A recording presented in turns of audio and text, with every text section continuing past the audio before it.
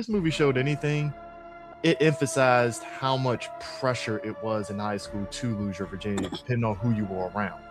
Because I could sit there and tell you, like, obviously me and Eris, we hung around our group of people, but like I remember a couple of people that I was in class with, and the conversation that was happening, it was very much, it felt pressure, like, oh, you didn't lose your virginity, you don't like pussy and all that shit, and I'm like, oh God. I can't tell you the amount of stiflers, black stiflers, and beige Thomas Ian Nichols that we've beige. I dealt with a lot of. I don't know what you. Hold on. Hang on. I'm just saying. Have you ever dealt with a beige stifler? They're the worst. That's what I'm saying. The fact that we just had to deal with just them in general, and I can't tell you how many times that I had to have that third act. Jason Biggs. Voice of reason moment where he's like, bro, what is with all of this unnecessary pressure? So you know what? I'm gonna go hang out with that band geek over there because at least she's got something to talk about other than getting laid. Which is ironic because I think very much. I think it matters on your circle. That's what it was. It's just when you're. I'll be really honest with you.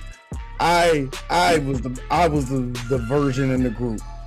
I lied my ass off. Good for you. I can't lie for shit. Until the pressure was off and I had a girlfriend. Nobody asked me. But see, I had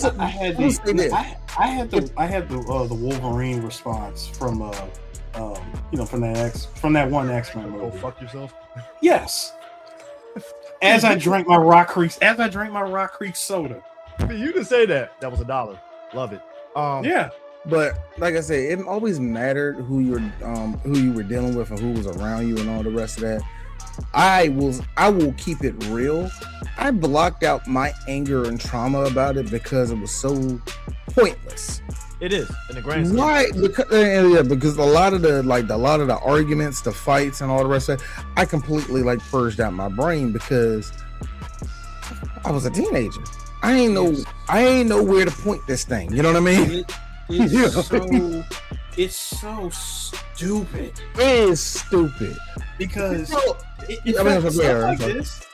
stuff like this, and along with movies like Clueless and every other high school storyline that we've seen in movies throughout the late, especially the 90s, like 90s and late 80s stuff that we've seen.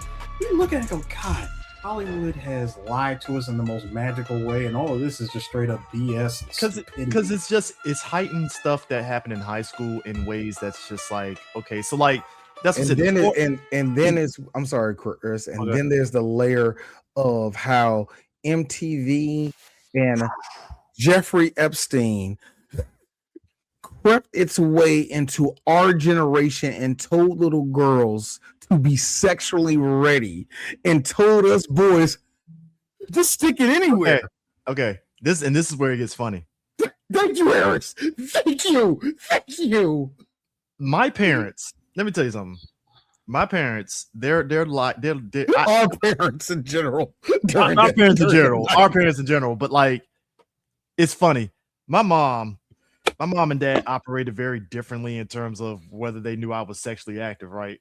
My mom, because she watched so many movies, it was one day, it was the stupidest shit ever, and it's funny thinking about it. She had just finished watching The Wood, right? Good movie, right?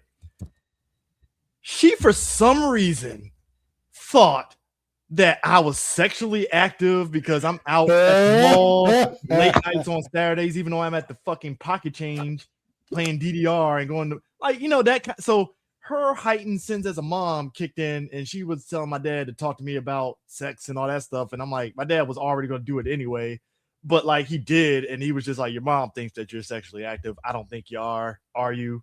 Okay. And just gave me the explanation. I'm like, all right, cool. Like, Because I come back from like a 3-hour session at Pocket Change playing DDR, like 10 o'clock at night. I'm like trying to keep my cardio up. They put 2 fans in front of the machine like to cool us off. No, Eris. Eris, it's your son's a dork. Why would you think he's sexually active? Why? Shout out. I'm gonna look dead in the camera because I'm gonna show this to him. Shout out to Dwayne. Hey, Dad. This is what you did to me, and I am totally grateful. Randomly, at age 16, when you knew I was messing around with some little girl, when I walked in the house, you immediately grabbed me, and our neighbor was in the room, and y'all both was chuckling, and you said, quote, unquote, father, son, you fucking yet. Yo. That's exactly how my dad did that, except we were in a truck driving, and he did that. Thank you, Shaw. Thank you, WFA. I love you forever. Oh, ain't nothing. Hey, Chris. Nothing is worse than when they put you in an inescapable situation. Thank you. I'm in a truck, and I'm in the car. Do you know what the inside of a woman feels like? No. Hey, no. Full disclosure. Here's the question my dad. Hold on. I'll hit you with a good one. I'm gonna hit you with a good one, guys. Did you ever use a Jimmy? Yeah, your mic. You might need to adjust your mic, D. Yeah, adjust your mic, man. Nah, my dad. What am I too loud or too low? Am I too loud? Too loud. Now you good. Yeah, you were too loud. Holy shit, I'm super loud. Nah, my dad did this. Am I much better? Yeah, so much better. Yes, my dad did. I am so sorry, guys. I didn't realize this thing was up. My bad. My dad did this. So, son, what do you know about blowjobs? You can't just say that to me. You can't bring out terminology. Yeah, you just can't. Thank you. That's all I'm like. Followed by. Well, no. Let me be real, Eric. To the shoulder. No. You see my dad.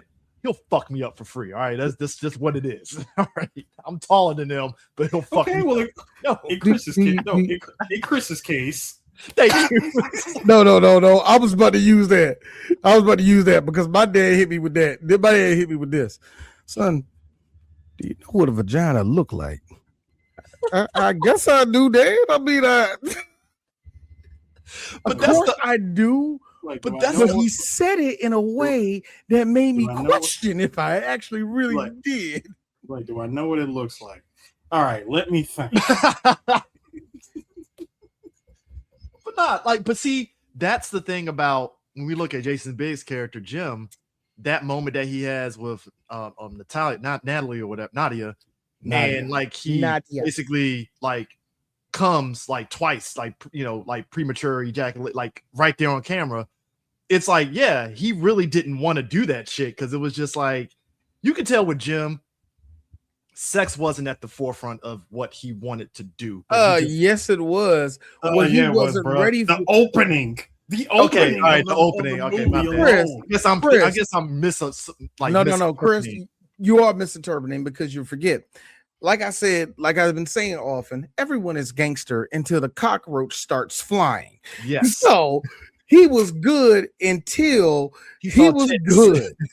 Until he saw the crack of those itties. And he was like,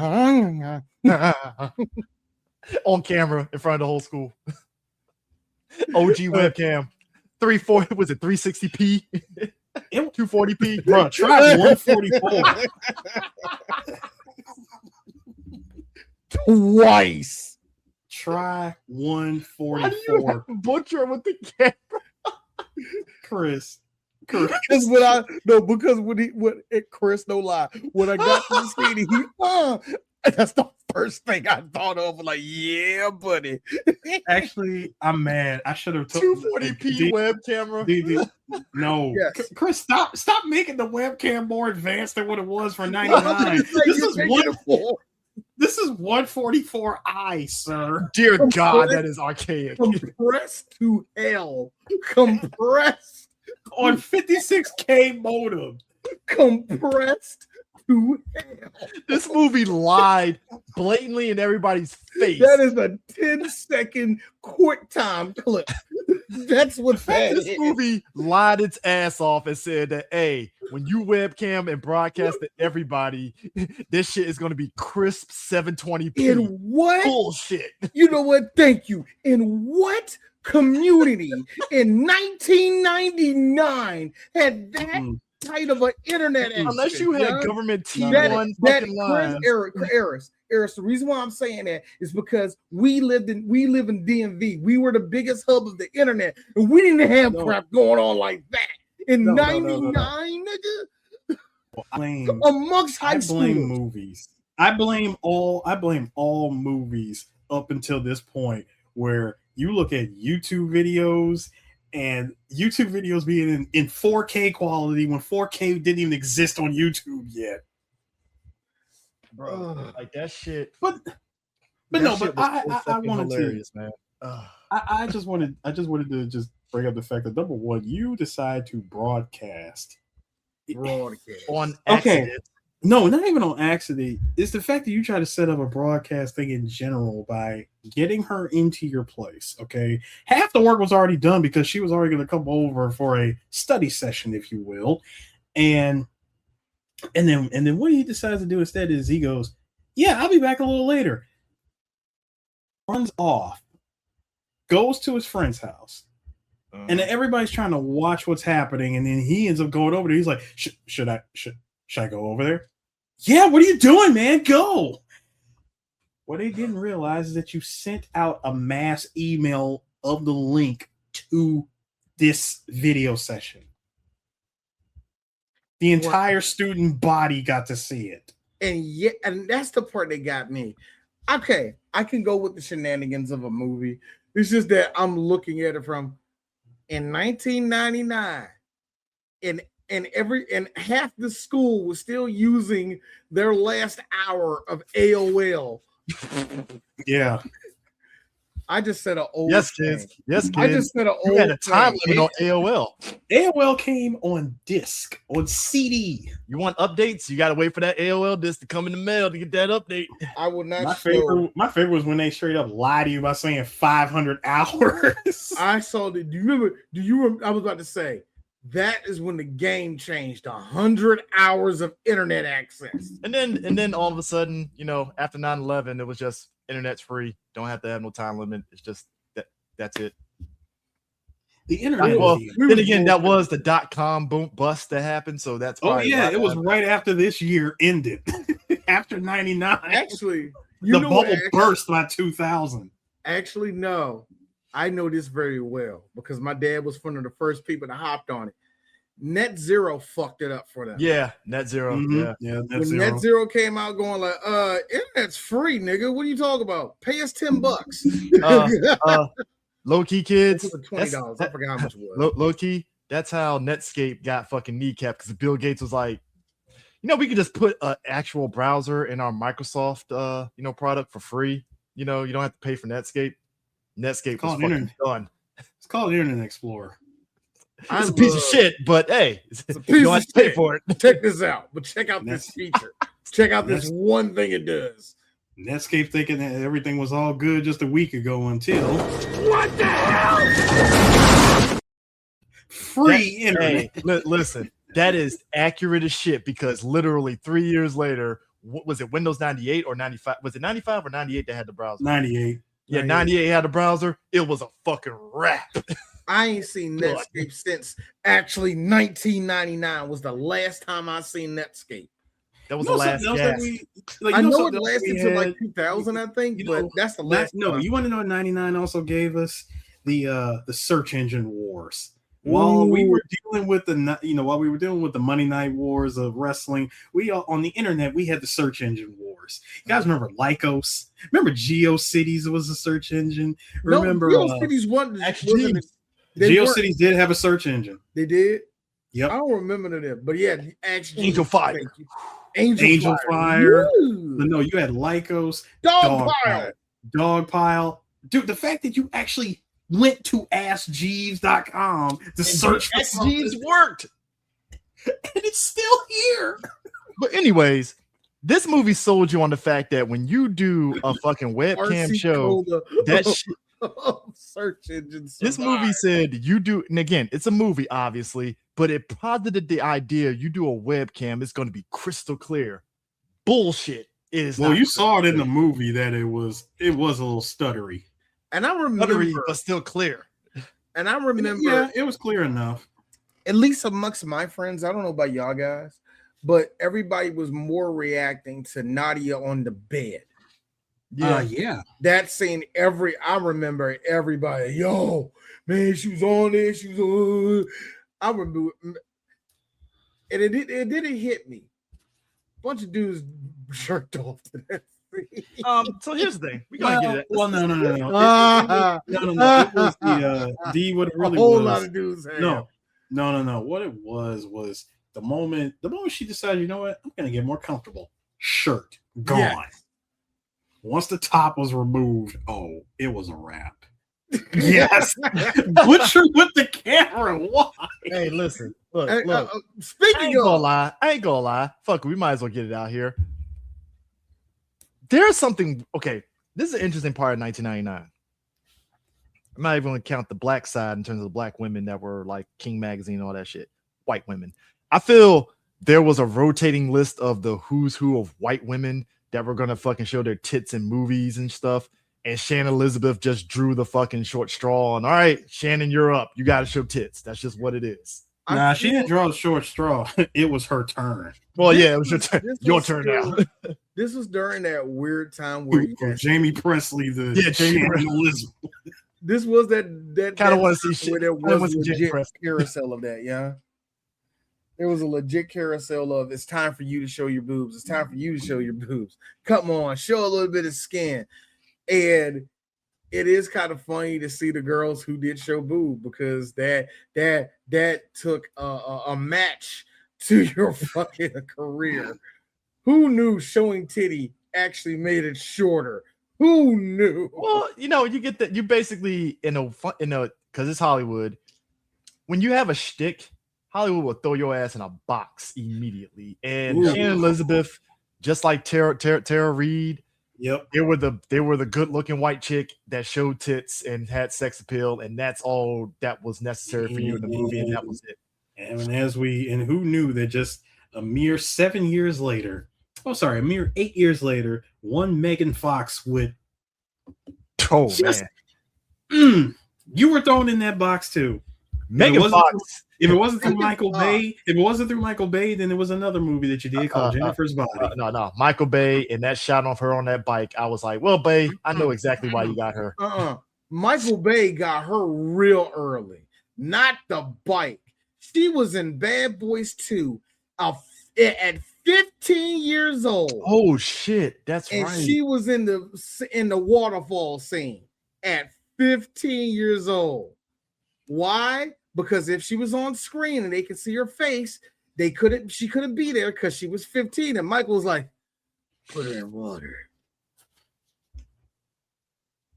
I mean, Hollywood has always been this fucked up. Here's the thing.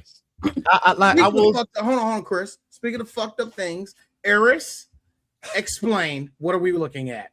Oh, yes. So the timing of this could not be any better, gentlemen. As we were making the discussion, we were having this discussion. This is last week, by the way. Hang on. We was having this discussion about, so on the schedule, we're going to talk about American Pie. The very second D mentioned it, I said, oh my God, gentlemen, guess who happened to have an OF?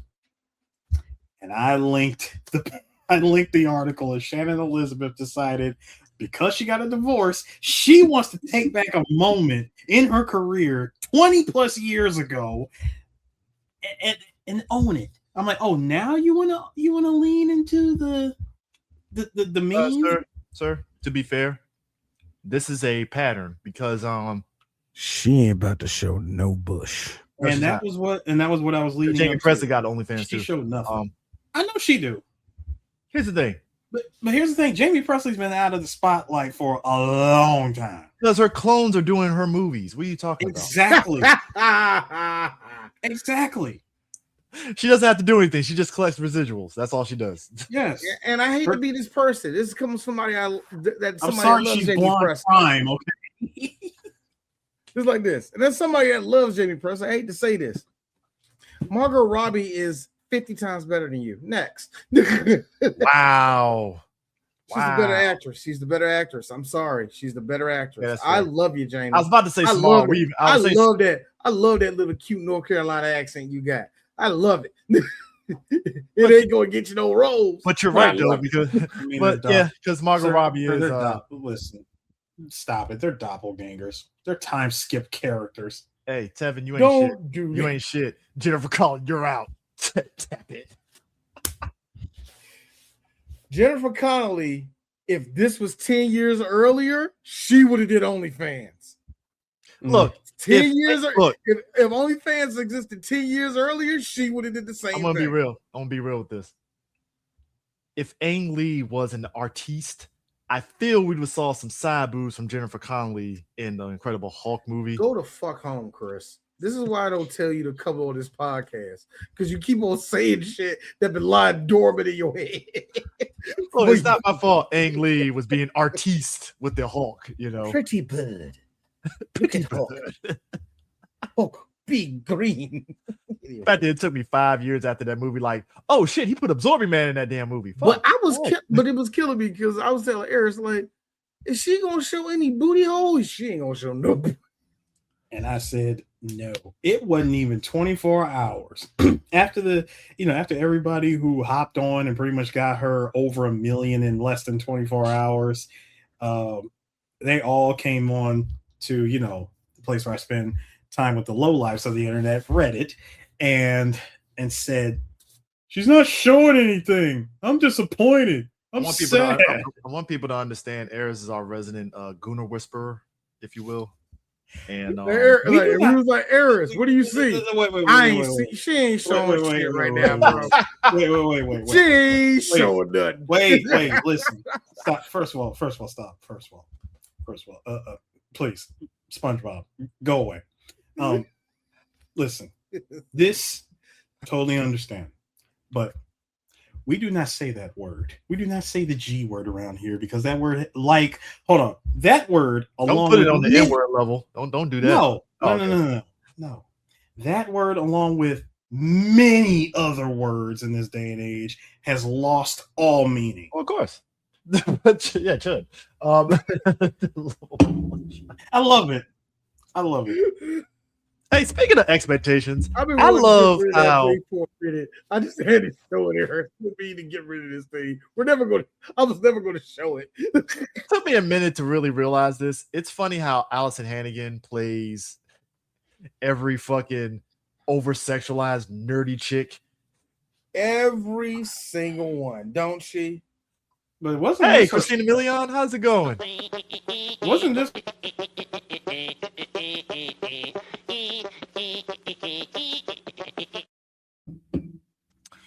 Wasn't this her start, though, Allison? I'm glad I said that. He actually had a video of that. It's 3BG in a nutshell, right there. Yes, it is. Anyway, I'm sorry, Eris. I'm trying to ask. Was this not the start for Allison? It really was. I mean, Buffy. I don't think it was. I don't think it Buffy. was her. Yes, it was. No. Her first big movie, right? No, not the first big movie. I'm not talking about her movies. I'm talking about, was this not the start of the type character that she's been thrown into? But she was like, no. But she was no. She was. No, I don't know. No, Buffy. She was like that, except she was just a witch. It's the only difference. So, and she wasn't overly nerdy in Buffy, though. She was just a emo witch, which same wheelhouse a little bit. She fit perfectly in Buffy. Yeah, this is like, all right. Her character in Buffy was reserved. This was like, oh, she's low key a nerd that actually likes Jim, and it's just annoying a little bit, just a little bit. Not hey, Eris, I have to ask. Yes, sir. Is she your favorite one? Allison? Is she your favorite fire crotch? Ooh, that's a good one. Because I say this because I have known Eris long enough. Is it Allison? Because of all the redheads you talked about, at least what I have known you have talked about her more than any other redhead. So I'm just asking. Are you sure? Who else comes in second?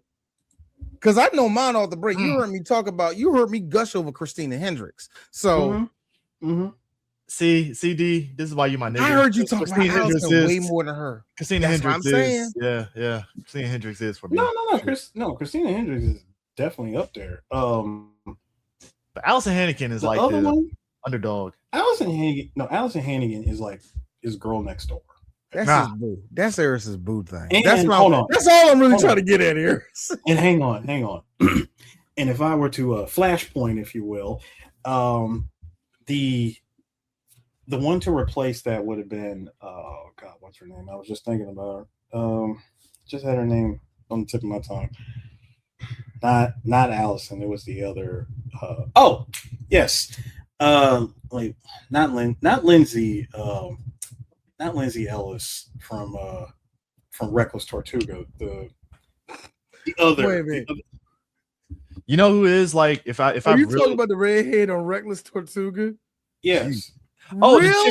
the chick from Grounded for Life. Yeah, the chick from Grounded for Life. That was the other one. Wow, that's a wild card right there. Yeah.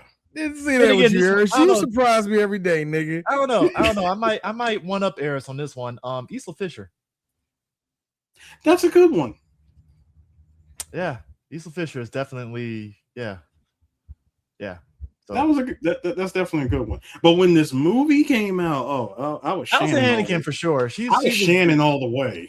I was Allison. Shannon was like, I've seen this type of chick before. Lindsay Bartleson. Yes, Lindsay Bartleson. That's her. But no, I'm shocked, Eris. I learn new things about you every day, sir. But listen, Chris. In this movie, I was Shannon all the way. When American Pie 2 came out, I said, "Oh my god, I actually like Allison in this."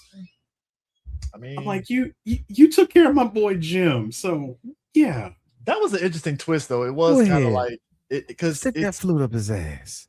He's going because it's like they really played the whole like in one time in band camp, right? But like you realize like she. Like Eris was mentioning earlier, like this whole thing, I'm gonna go over there and just talk to this chick from the band. I'm tired of this. Like, I'm just over it. It's like, yeah, like, dude, I'm over it. The pressure. No, don't need it. Do not pass go. Control Alt Delete. Thomas Ian Nicholas plays a perfect, annoying guy that just wants to have it, break his virginity, but he does. So he's playing himself. It's the most okay. It's the most annoying shit where it's like you can be this person can be a good friend, but it's like every 5 minutes they have to talk about sex and losing their virginity, and it's like, oh god, dude, I don't care. No, CJ, the fact that he was the one that started the pact in the first place. Exactly. Right. Exactly. Here's what doesn't make sense. It's always the pussy nigga, isn't it? No. You start the shut up. No, for real. Think about it. All our friendships. Who's the dude that starts it? It's always the one. You ain't wrong. That one. You ain't wrong, but hear me out. You started this pact. You got 3 weeks until graduation. You're the one with the girlfriend, might I add. So 50% of this, of this mission is already done. The other 3 got to find relationships. One hasn't had sex at all. The other 2, actually, that should be easy. That should be easy for them. Let's talk about one. Hey, wait. Hey, hold on. First of all, Stifler was never part of that pact. Yeah, he wasn't. Stifler is the wild card. Stifler's the wild card. Forgetting. Stifler technically is nobody's friend. I keep forgetting. He's the Cartman of the group. No. It's worse. It's worse than that. Stifler is what you get when you let the random select on the assist character in MVC 1 happens. Let me tell you something. So he's the striker that has unlimited strength. So Oz and Stifler are. I hate to be this person. And you know what? I'm gonna say it. And you know what? He's gonna own it. Imagine 3BG is out there, right? and here comes our boys. Our boys from Blurred and Whiskey. We all chilling. We a group. Here come Hellspawn. Demetrius, you gonna have us do it.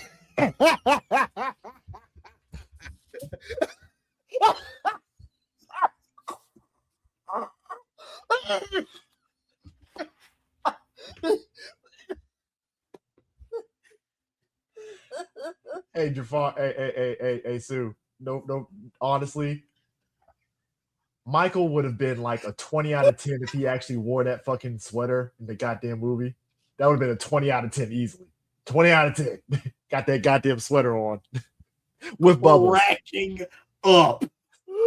Habibi firebombing got a missile tuck. If some robbers come through, then I guarantee they give it. All right. But nah, Oz played by Chris Pine. Hey, listen, be blurred and powerful. Anyway, Oz Striker. You wrong shit, because he gonna fuck you up for saying that. Because he gonna start copyrighting your ass for that shit. I am giving Demetrius was doing because he about his business. I will say that he about his business. Hey, listen. He would do it. No, he would do it if I was on some AI nonsense. I did this live. I did live. I'm a human being, nigga. Now, here's the thing. Flesh, blood, and nigga skin. That's what I did. Can we talk about one Oz who is the sensitive jock that okay, the movie played it very weird. Dislike Oz, but I don't hate him. Here's the thing. I see what they were trying to do with them. It's to show the fact that the jock is three-dimensional, but they did it in the most awkward way that you do in these kind of films. That you could have probably done it a little bit better. Gold. Yeah, Jock with a heart of gold. Like he's not punching nerds and giving them swirlies. It's like I'm sensitive. I'm sensitive. And let's be real, he's also the second. No, sorry, he's the second on a good day best lacrosse player. Yeah, second on a No, I was about to say. This a nigga. Really a third. This a nigga that one good enough top player on the team easily. Hey Chris, let's keep it a full buck. You weren't good enough to be on the football team, were you? Hey, lacrosse is a very respectable sport here, sir. Hey, look. How tall are you again? I wish our school had a lacrosse team. I would have Chris, him playing lacrosse was, yeah, we had to put you on the field somewhere, kid. I told you weren't good enough for baseball. I told you it was going to be in one of these sports. First of all, got to see you tomorrow. First of all, CJ, we had lacrosse at our school. All 5 of the white guys. No. It's actually opposite. Look, there's a reason why they don't change the rules of fucking basketball, right? Because if we start picking up all these white sports, white people will ban us. It'll be fucking Jim. I mean, it's already Jim Crow right now. No, CJ, you didn't let me finish.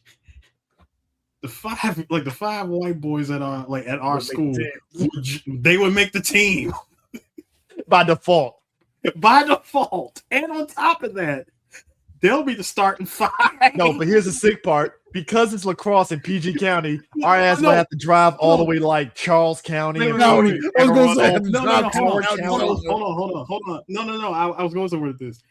They played the math 3 times. They're the starting. They're the starting 5. The thing is, they're the decoy. It's the right killers as us. Dude, if black people started becoming the top players in lacrosse, they will ban us for life. Like, come on. Funniest story ever. Here in DC, high school, the Gonzaga High School here in DC. Yeah. Very funny story. When they had the rugby team, and 2 of their African students that came over played it. They loved it all right. The very next year, there was only 3 white boys on that team. You know what the coach said? I got an idea. I got an idea. Let's go to the football team. How many black kids we got in the school? Mm-hmm. Hey, I want all y'all at the rugby field. We want to see how you run out. And because it's Gonzaga, it's probably a couple Samoans there too. Maybe one or 2. Look, no, they go to the only Pacific Asian kid in the school. Hey, you Samoan? I'm from Guam. My parents are from Guam. I never played rugby. I don't like sports. But nah, Oz is the sensitive jock. I hate Oz. Like I say, I hate him, but I don't like him, but I don't hate him. He's just a sensitive guys. I'm sensitive, but I like singing. Guys. Yeah. Look at Now look at the hair. The hair tells you everything, Chris. Listen. Leave Earth 451 Keanu Reeves alone. All right, bro. Me and my wife were trying to figure this out. We know Chris kind of got blackballed Caleb in a weird way. He got kind of blackballed by Hollywood in a weird way. But who took his career? I feel like somebody took his spot. They was like, "Hey, seats are filled. Bye." Like I feel like somebody. Okay, so if we're talking Chris Klein, right? All right. So if you had to think about Philip was older than him at that. Yeah. It couldn't be Philip. Fuck it, because I'm an asshole. You know what? Paul Rudd took Chris Klein's career. There you go. Whoa. Probably did. Chris Klein was gonna be Ant-Man, but Paul Rudd said, "Fuck you, I'm Ant-Man." So Paul Rudd's a whole 5 years older than him and took everything from him. Yes, sir. Yes. I think I got one. See. Oh, damn. You're putting it too high up. Okay. It's Chris Klein. I get it, sir. He would be completely outclassed and upstaged just a mere 2 years later in a little movie called The Fast and Furious, where he would be denied the role of Leon. Ooh, shit. Sir, you got blackballed by a stunt actor. Shit. You ain't lying. You can't tell me. You can't tell me that you can't look at Chris Klein and say, bro, he could have been Leon. Yeah. Rollerball. Rollerball is a movie that somehow LL Cool J escaped unscathed from that. That's always escapes accidental racist and fucking Rollerball. 2 accidents, just he dodged. It didn't kill his career. Yeah, Rollerball fucked him up because if you remember, Rollerball was the movie that they were really pushing Chris Klein as a leading actor, and like this was going to be his moment. He's the it. And then years later he became Charlie Nash in Street Fighter Legend of Chun-Li, and I'm like, you're not Nash. I think we probably got to do this. This movie. Do you know that Rollerball cost $70 million and only made 29? Yeah, because they did a stylized version. 3BG. You took a movie that came out during that Grindhouse era of films that was great, and you try to stylize it in the 2000s vibe. You got Rebecca Romaine. She might show her tits. The 2000 aesthetic. The 2000s aesthetic. Okay, this works for what we're talking about with American Pie. All these movies had the marketing for them, regardless of whether they were bad or good. The marketing for it was ridiculous. And to what you D was saying at the start, American Pie had the biggest rollout with MTV attached to it, big time. And then everywhere. The pie, the movie. I will tell you this: a movie that I know 3BG is not going to do, but we might do it one day. I don't know. Is Something About Mary. Yeah, and white people turned on a certain. You had to be alive to see how white people reacted to that movie. The Farrelly brothers had a moment. Because that started a chain reaction of showing more raunchy shit, for romantic comedies to be rated R. Mm-hmm. A lot of the comedy pre-Judd Apatow, actually. Yeah, that's what I'm saying. A lot of the comedy that you've seen in the 2000s started right there in that little section of the late 90s. Yeah. And that melted into the teen comedies. And like I said, we said, they were trying to do a teen sex comedy for a while, but all of them just weren't good. This one struck a chord. Maybe it was just the music. Maybe it was just the music, the actors. I mean, look, the sound, or it could just be the story. Just straight up, the story is something that all boys of that time related to. They want to get laid. But okay, this is the most 90s ass fucking soundtrack, and I see why. I see why this soundtrack everybody loved it. You have Third Eye Blind, Tonic, Blink-182, Sugar Ray, fucking Dishwalla, was it Goldfinger, Atomic Fireballs, like that, like Harvey that's Danger. 90s ass shit. Harvey Danger. Yep, Harvey Danger. Like this is like some 90s ass shit that actually slapped. See a little bit clearer. And then the fact that you did get Allison Hannigan. Then you get Mia Savara. Was this before American Dream or whatever the fuck? This was before American Beauty. This was before American Beauty. Before American Beauty or after? Just before or just after? I would say just before because I thought she was younger in American Beauty. I thought she was younger in American Beauty. That's why I was like, American Beauty came out in 99 as well. Yeah, same year. Mm-hmm. She was on fire, man. yeah, American Beauty. She was in a Rage Carry 2, which was a weird film. The Rage Carry 2 is a terrible, terrible movie, and D adores it. Oh, it's a bad movie. Atomic Train, American Beauty. Yeah. So she was. I wanted to mention, gentlemen, since we were talking about Ostriker here. You know that he had, I think early in the movie, dude was about to attempt to hook up with a college girl. Bro. And how do you generationally fumble a bag like this? Because he was very corny, sir. Yeah, but I mean, this is just muscles only go so far. No, it's not even muscles. It's more of, sir, stop. When you said with full confidence, "Suck me beautiful," her reaction is not anger. Her reaction isn't even shock. It is straight up pity laugh. Yeah, that's. I want people to understand, like, women of a certain age, when you really are fucking up, that laugh, that's the equivalent of nigga. And then hold on, then you decide to take the knife, turn it in on yourself, nigga, and say no. You say with full confidence again. Girls call me Nova, as in Casanova. Her pussy. Her pussy. Brother,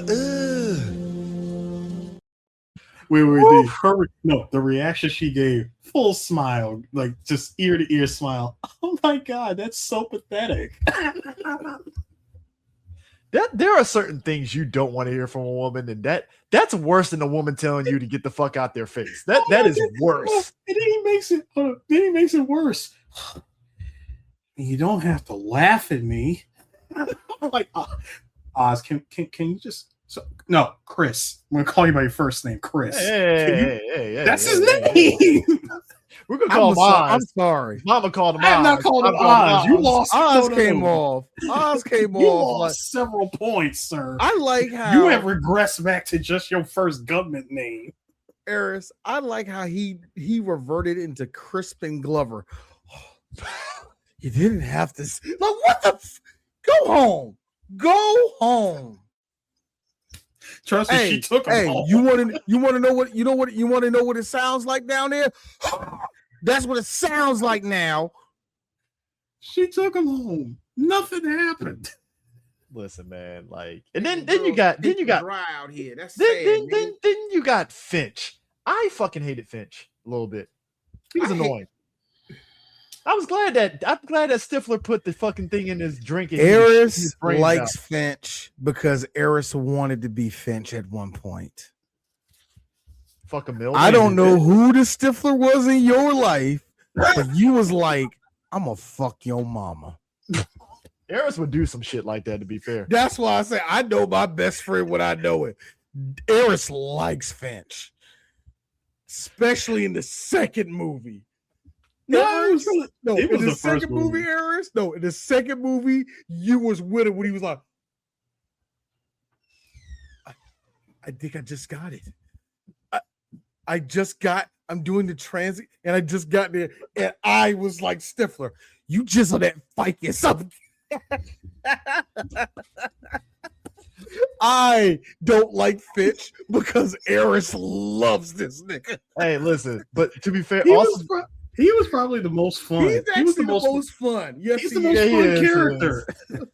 It's just the most relatable, actually. He's actually the most relatable. That too, he's extremely relatable. Because when you think about it, I hate saying this, everybody else is kind of a weirdo. He has a goal. Look, I don't want none of these broads. I'm above it. But I do know what I want. Older woman. And luckily for me, she a pedophile.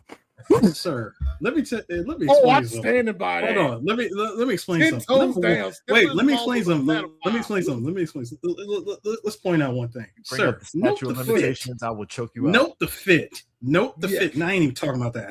I'm bypassing that, Chris. Note the fit. This movie is 20. This movie is old enough to drink. Okay, leave me alone. Where's the Bartles and Baileys? Where's that at? Where's the Zima, if you will? Hey, Christopher. Let me tell you something. Like I said, You let Eris talk. like I said, note the fit. Which My man fit? came out looking like a straight Bond villain. I like how, like, Jennifer Coolidge is wearing a pre-plastic surgery. Yeah. I love it. Thank you. I listen. I would love for more of our listeners and followers to, if anytime you want to describe anything, you put DLC next to it. Jennifer Coolidge. Years beside it, and else we don't know which one we're watching. You know what I'm saying? I ain't gonna lie. Jennifer Coolidge does not look 37 in that. She looks a little bit older than that. Jennifer always looked like she was knocking on 40. Even when in her 20s, she was knocking on 40. That's just the way she looked. That's just the way she looked. Is this white people aging? And you know what? Here's the thing. I like, as much as I say that Stifler's mom is a pedophile in this, don't get it twisted. I love Jennifer. I really do. I think her little come up that she's having right now in her career is deserved. I really do mean that. I really mean that. She found a lane. Can I also point out something else from that scene? Number one, the man is a connoisseur of drinks, if you will. Yes. Which is something else I liked about, as white guys are. Because hold on. First of all, I'm sorry. You just told us everything about. Of course, Stifler's mom is 40 when she was 15. Of course, video. I'm sorry. Yeah. Anyway, she's offering him a drink. She's like, the beer kegs are upstairs. His response, beautiful. First of all, that is what the Cretans drink. I'm talking alcohol, liquor, the good stuff. I'm like, bitch, this is why you were the man. Now D has to be dark. No, I don't want it. I don't want to be dark. I don't want to be dark. Hold on. Then when she offers him a particular drink, and she says, and I said, dude, this is the layers of that line when she says, aged 18 years, just how I like it. I'm like, now switch their genitalia around and have that lie be repeated. Well, sir. Look at Chris. Never mind him. He'll be fine. Fine. To respond to that, if that was the case, one would assume, because let's just be real, not all of us when we graduated are exactly 17. Some of us already turned 18. Fair. But see, number two. Hold on. Let me. Pardon me. Don't mean to intercept. Fair. But I hate saying it like that. But I could rest my case. But I was going to go somewhere with this. Go ahead, Chris. What is 18? Optics. What is 18? What is 18? Get on the scale, son. All right. Get off the scale. You are not going to Robert Kelly yourself today. Don't do it. Totally went Robert Kelly on me. You did not just completely derail my point, Chris. You did not just derail my point. Look. He said, "Hey, look, my man 18 about to hook up with a 38-year-old woman." Sir, willingly hooking up with 17. Dude, this is the first time a bullet train bound for Tokyo completely derailed. That thing is magnetized. That's not supposed to happen. I'm just saying. Hey, this movie did this to us. All right. Oh my God. All we know is this. All we know is this, Harris. Actually, I'm sorry. Go ahead. You Go ahead. was Go ahead. Yeah, I'm just saying. My point is that I am willing to assume, and I'm willing to accept that Finch was more than likely 18, given the fact that he was more mature than his friends. Which I hate that shit, but whatever. Because think about it, he's the only one that wasn't acting overly excited about everything outside of the Nadia webcam thing. That means he had a traumatized childhood. All right, like that's also very true. That's why I didn't make that joke. That's why D said, "Nah, I'm not making." So wait, gentlemen. So sorry. Are you guys trying to tell me that that Finch was autoconned early in his life? We're through the looking glass here, people. Actually, I hate to be this person. You don't know who gets. I will give the human race this.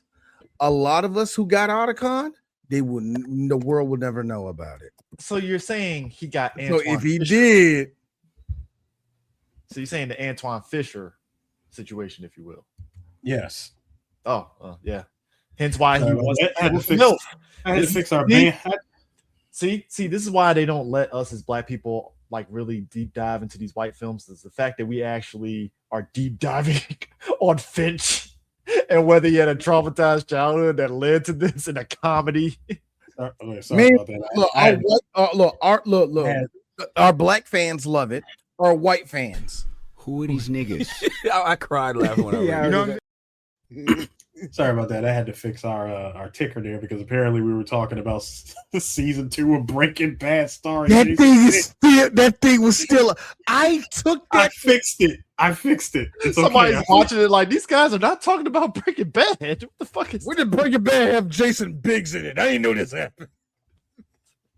What did that drunk take over? I swear to God. I swear to God. I hate. Oh my God. I thought Vince Gilligan didn't want famous people in this show.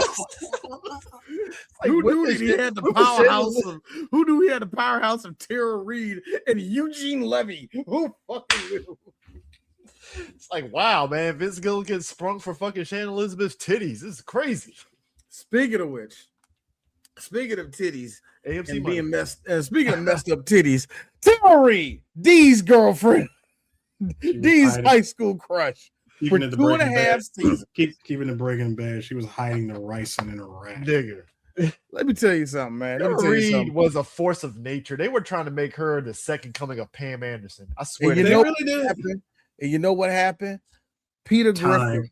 Griffin was Time. doing Art, no, Eris. Peter Griffin was doing her boob surgery, and he was eating the pizza and dropped the pepperoni on it, and was like, "You know what? That's actually good. So that bad boy." For a period of time, folks, the early 2000s, they tried to make fetch happen with Tara Reid and one Ashton Kutcher. I will never forgive the general public for pushing Ashton Kutcher on us unwillingly. All right. Hey, look at me. Movie that gave me the worst crow of all time. David Boreanaz was awesome. Tara Reid had no business in that movie. Which movie?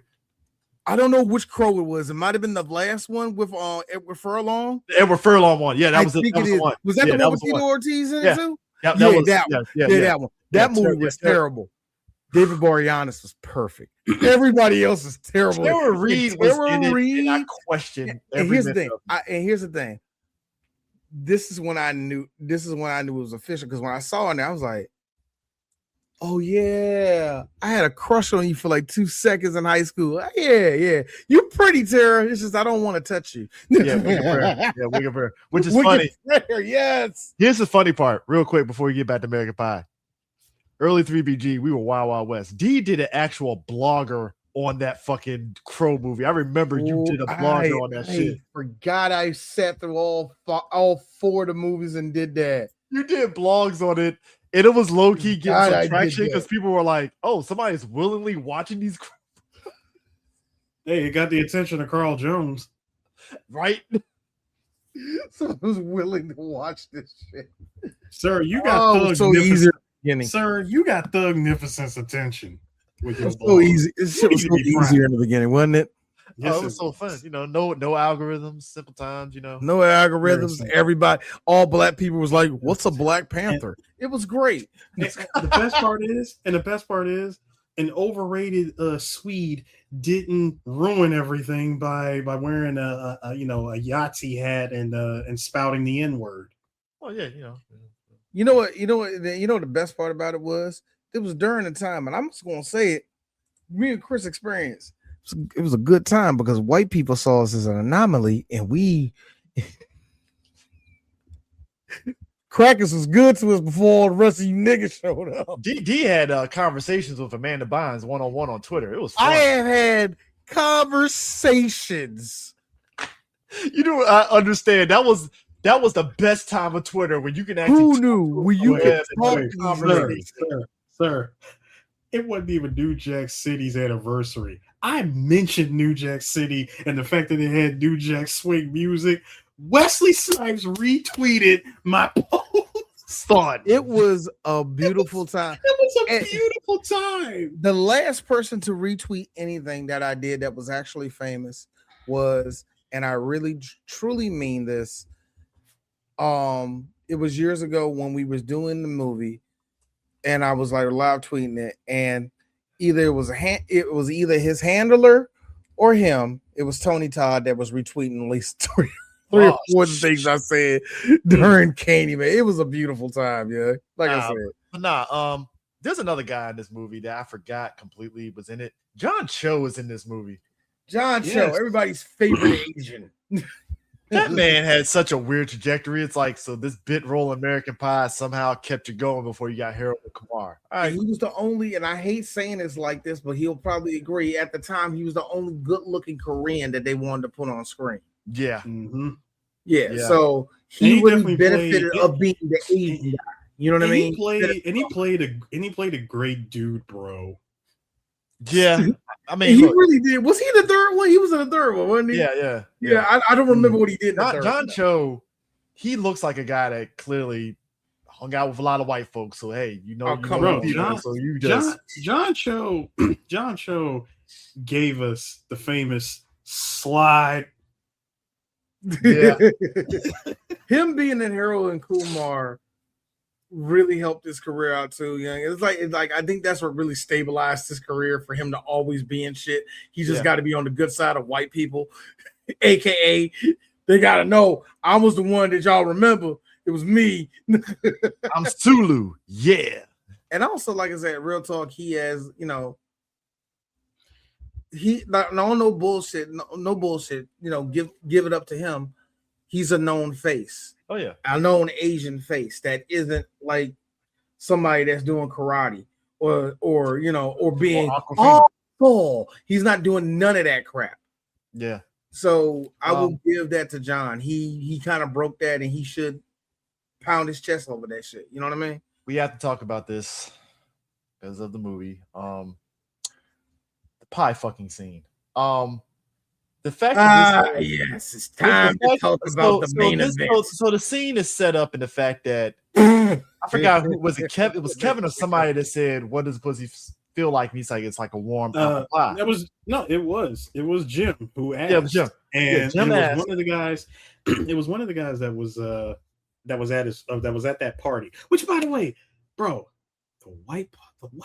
the white people house parties in these movies always looked like something that you wanted to be around. Just to say, I will be real, Aries. No. Put my hands up on this one. Air Force, California. Went to a house party, looked just like that shit in American Pie. Yeah. See, go ahead. Dude. Shout out to my people, my boy, a dude named Chris. Shout out my boy Chris. I was 20 years old. We went to a house party out in Springfield. It looked like the only thing was missing was, all right, everybody's here. Now it's time for Sugar Ray. I've been to a house party like that in Springfield. Yes. I love those parties, bro.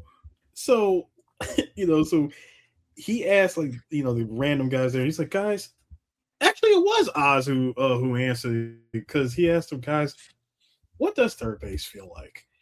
He goes, like a warm apple pie. Yeah. But the fact that scene, okay, so this is where it gets weird for me, right? Okay, look. You laugh at this. Here's the thing. Look. No. I'm ready to hear what you two have. I'm ready to hear what you two have to say. My imagination as a person, even as a 42-year-old adult, can run wild. But there's no inclination within me, even when I was a teenager, to sit there and say, hey, let me finger a pie to get the real thing. Okay, yes. No. Here's the thing. If I agree with that part. The finger I got part, you. yes. I got you, CJ. If you're gonna do it, why go directly in the middle? Yeah, thank you. Like, why just ruin a perfectly good pie? It could be because I was in a black household. You gonna put your nasty ass hand in the middle of the motherfucking pie. That picture is getting so much mileage. You don't understand. I am not a big Zendaya fan, but this look in the hand and the arch in her hand is giving me so much life. Now look here. And the glasses. The glasses ain't helping either. Now look, what I done told you. It's the hoodie for me. You gonna put your nasty nigga. I mean, look, this you put your thing. dick, your no, the ring too, Eris. The ring on her head. Yeah, the ring. And what I done told you. I'm talking. I'm in here with your aunt talking. You want to hear running around asking questions. But here's my thing. Why would okay, you that's just my only question: is why would you ruin a pie by going direct? And notice this is just the hand. This is just the fingers first. We ain't even got to the other side. Can't be real. We got to the phallus yet. Okay, can't be real here. Because you could have saved it by just going from the end. But this is why I said the last episode, and y'all laughed at it. I'm still asking this question. So you just really just showed how big Jim is down there with the pie literally right there, flush. I'm just saying. No. Here's where it gets worse, CJ. JFK angles. Yes, the JFK angles, because depending on which version you watch, this one is the one that people knew about. Oh, he fucked that pie up. God damn. I mean, destroyed. Okay. Look, if I can be real, you were probably too rough with it, but I think the rhythm was probably good. No. Listen. The watermark is gone. The Dragon Balls can't even bring this back. Tube socks. Okay. Tube socks with stripes. The other one, hold on. The JFK angle is where he took the pie and he's standing like standing at the counter. The counter, and I'm like, and I like how Eugene Levy does the most awkward thing where it's like, well, just tell your mom that we ate it all. Yeah. No, shout out to Jim's dad for just taking all of his son's shenanigans, rolling with it, and having his back. That's an all-star dad right there. Eugene Levy knows how to look, and I'm saying this. Look, Eris, I agree. I'm saying this though as a father of 3 sons. I'm thinking to myself, what if you came in and they was fucking their mama's pie? Would you act like Eugene Levy? I can't co-sign that, big brother, but I ain't mad at you. I can't, because I'm gonna be real. Step 1, when I see him on that pie. Step 2, when he's on the ground. Step 3, when he's still on the ground. D, you sure that's not Angie doing all this? Oh no. And then finally, I caught him first. And then finally jumped to step 16. What's that, Nick? It's the Tim boot. Look. The point is, if I walked in. I would really be questioning life if that was my kid that did that. Like, I'd really be like, where did I fuck up? What was the reason? What was the reason? I just Here's the sick part. That's my Here's the sick part. That's Bianca. If our kid did that, they'll be Oh no, that's definitely Angie. She walked in. What was the reason? So let me get this straight. Here's the funny thing. Angie, look. Chris, I do not want to picture your loving wife turning full yellow Puerto Rican. What are you talking about? She from Texas. She ain't too far off from that anyway. She really ain't. She adjacent to that nigga. I'm just saying, I can't. No, I don't want to picture it because every time I've seen Chris's wife, she's always been very nice. You don't. I don't want to see it. I know she is very capable of saying that. Like, what was the reason? What was the? No, that's why I turned it to Negan. Don't change my image of you. Cause look. You see them different. Look, again, there was a time we had the industry was like, yo, you need to buy this director's cut of American Pie to see the different angle of Jim fucking the goddamn pie. Here's my thing. That was at the advent of DVD in general. They really they sold us on a pie fucking to get us to buy the director's cut. I got a question though. The unrated version. Yeah. All 3 movies had unrated version. Actually, Eris. I know you. Every comedy of this type had unrated versions. Go ahead. I know you though. Mm-hmm. You would laugh at the shit. But but here's the thing, Eris. If I didn't tell you that happened, we sitting on the table, Eris. We sitting on the table where it happened. I ain't tell you it happened. Oh yeah, by the way, your nephew was fucking a pie on this table, Eris. What the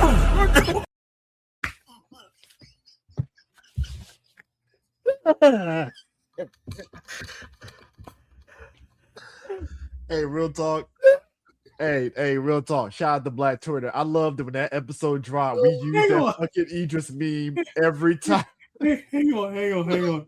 Hold up, D. Hold up. You know how now you know my dark twisted sense of humor. You know my response to you is gonna be right. I just like because every time I see that, Idris is still a nigga because even though it's burning his lip, oh god damn, what the fuck? No, D, you know my do you know what my response is gonna be though? So you tell me this and I go so you end up telling me this and I would just respond to you in all seriousness. Oh, did you change the tablecloth? That's priority. The tablecloth is gone. All right, cool. We're good. Jim, what? I mean, that would be Jim, that would be. I got a question. That would be my response to you. Did you at least change the tablecloth when he was done? We are ignoring all this. What was wrong with your hand? Thank you. What was wrong with the sock? What was wrong with, and you a white boy, I know you know this move. What was wrong about buying a cantaloupe, drilling a hole in it, heating it up in the microwave for 30 seconds and bringing it out? Well, first off, how do you know that? Okay, that's the first. Opie and Anthony. That's how I know. Why? Opie and Anthony. That's how I know it. Opie and Anthony. That is how I know that. Okay, all right, next thing. Number one, the tube sock thing. He's already explored that option to wonderful results. White people from the beginning of the never movie. Satisfied. From the beginning of the movie, trying to watch Scrambled. Hey kids, remember that? Remember that time during cable in the early days? It's great, fun, fantastic. But no, the idea of the cantaloupe. First of all, I don't even think there was a cantaloupe in the house. These are white. You know what I mean, nigga. White people do not eat no goddamn cantaloupe. They're apple. They're a Washington apple family. All right, they are a sliced fruit family from the grocery store. They shop at their local Grand Union.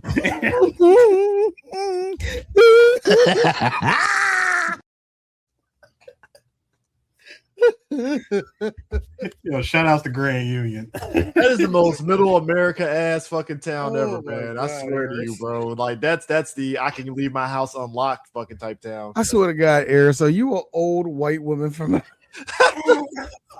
I hate you so much. It's a commercial. It was a commercial for Grand Union in '91 that I saw. I was living overseas at the time. That's how I know about it. Because we need a raunchy comedy. I like. Look, I'm all for a good. What is it? The Jay and Silent Bob of dick and fart jokes and stuff. Yes. But like, there's something cruel about putting laxatives in a guy's coffee to where he has to shit his brains out. Like that, man. It was Pentalax. It was Pentalax, bro.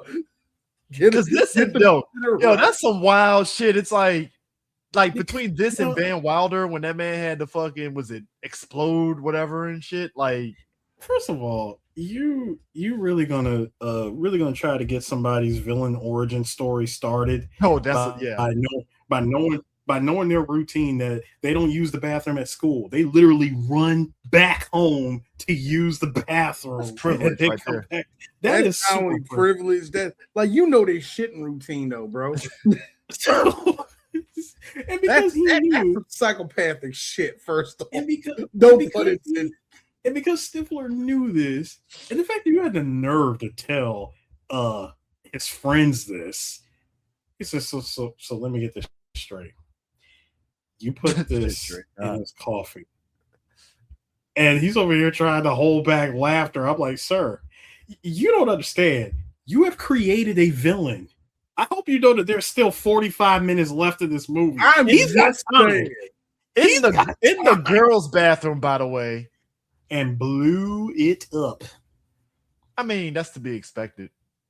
I'm pretty sure that was he was sweating. So you already know that shit was.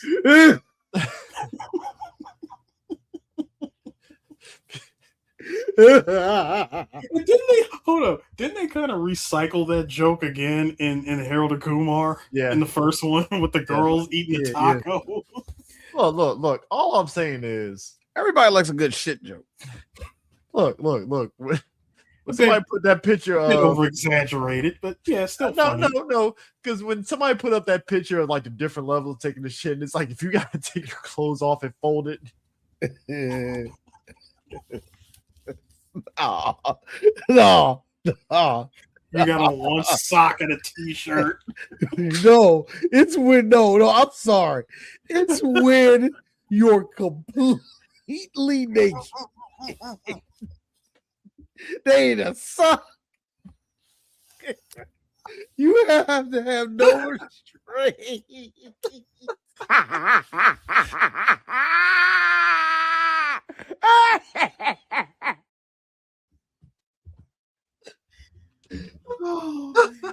You up there sweating? It's suddenly 90 degrees in the bathroom.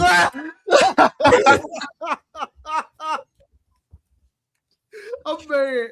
No. You know, I hate doing this. I hate saying this like this because it's going to sound like I'm unhealthy, but I know I ain't the only one. So I can say this. You ever get done with it and for like 2 seconds you think that might have been it?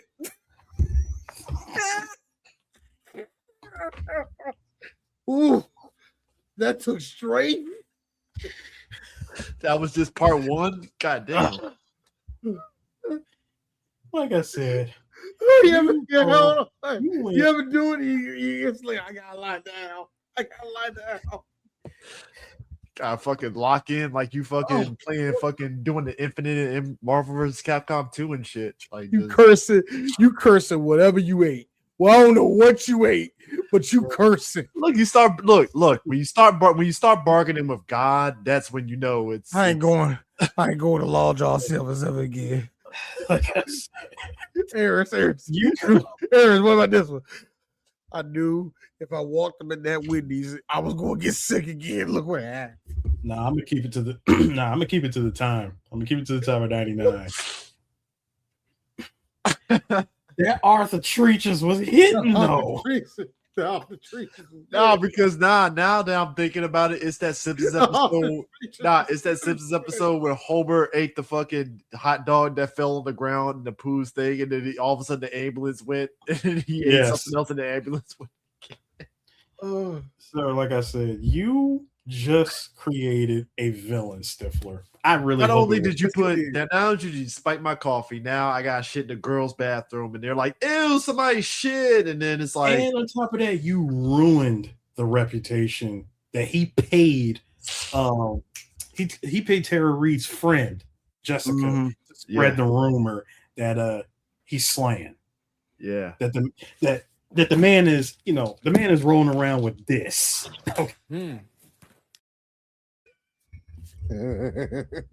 I mean, he's packing this in his armor, all right. Which honestly, I'm kind of looking at Finch like, really, dog, really, No, really. Actually, you know what? One of the best ideas, one of the rumors that was spread, it was like, hey, is it true about him and some older woman? Because you actually hear it from one of the girls while he was in the bathroom, and one of them pretty much buried the lead and said, yeah, it was Stifler's mom. I ain't gonna lie, I did kind of laugh though right after that. I can't hold it. Bam. That man was fighting for his life. He really was. I will say that was probably by far the funniest moment in that movie. Dear God, man! Like we watched a villain get created. Oh, speaking of which, in 480i, my man Kevin gets a blowjob from Tara Reid, and she spits the cum in a beer. Yes, that would be. That's this particular scene right here. Yeah, that's no risk, no reward. Look, I'm not saying Kevin's girl should have swallowed, but you drank worse. That exactly. You have consumed worse. Lukewarm beer at that. So, it was a Budweiser. By the way, it's either that or he's like, it was a Coors. It's got to be one or two.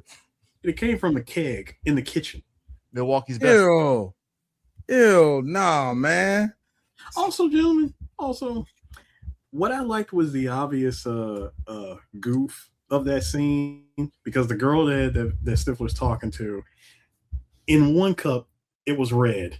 Yeah. And then after she said a joke or he said a joke, it cuts back to that scene and the cup is a completely different color.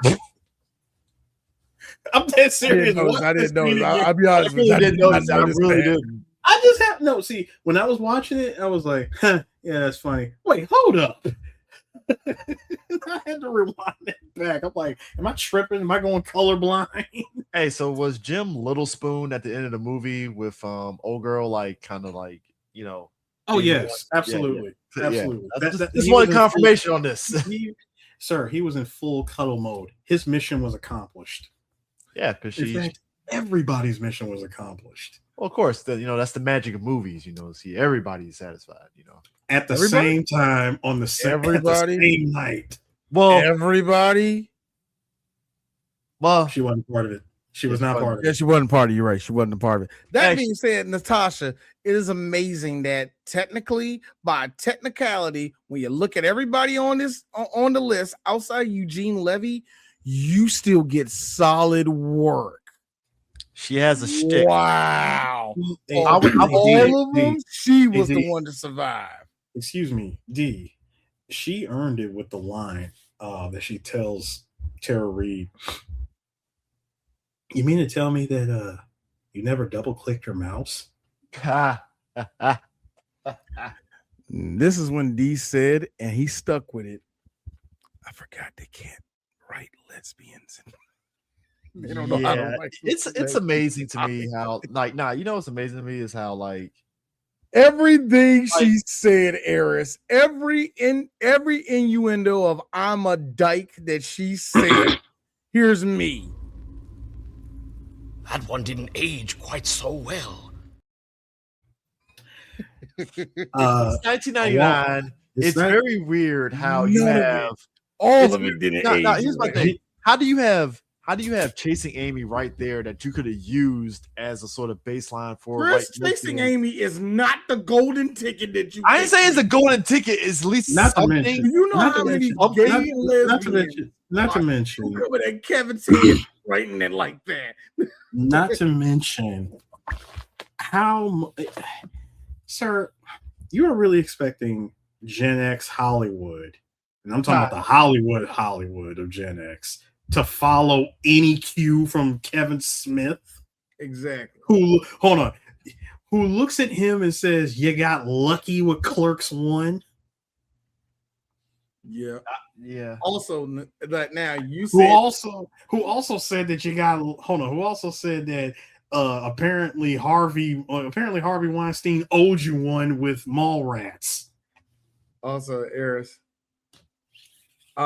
Yes. Yeah, she was. Natasha didn't need to be there. No, she didn't. She didn't even have to be there in the second one. Her being in the second one was you were there. But I mean, but that's the thing. The story didn't even connect for her to even be in the second one if she was there. I didn't understand it. She was only there just to be a friend for Vicky. Yeah, that's all it really is. But nah, old boy that lied that he actually had sex with the girl at the party, and they come to find out they were just talking the whole night and stuff, and he pees his fucking pants. Oh yeah, the Shermanator. Yeah, Shermanator. Like, I think that's okay. I knew people in high school that was like that would lie on some shit like that. And Eris, you might have heard whispers of people that were like, "Oh, I fucked blah blah blah," and then come to find out, no, the fuck he didn't. He didn't fuck me. Too many times have I heard. Lots of fights at the bus stops happen behind shit. Like that. Yeah, too many a tall tale was told. Like, from situations like this. Like the Shermanator fucked, yeah. And I'm like, in the words of Leo, there's been a lot of lies told in these schoolyards.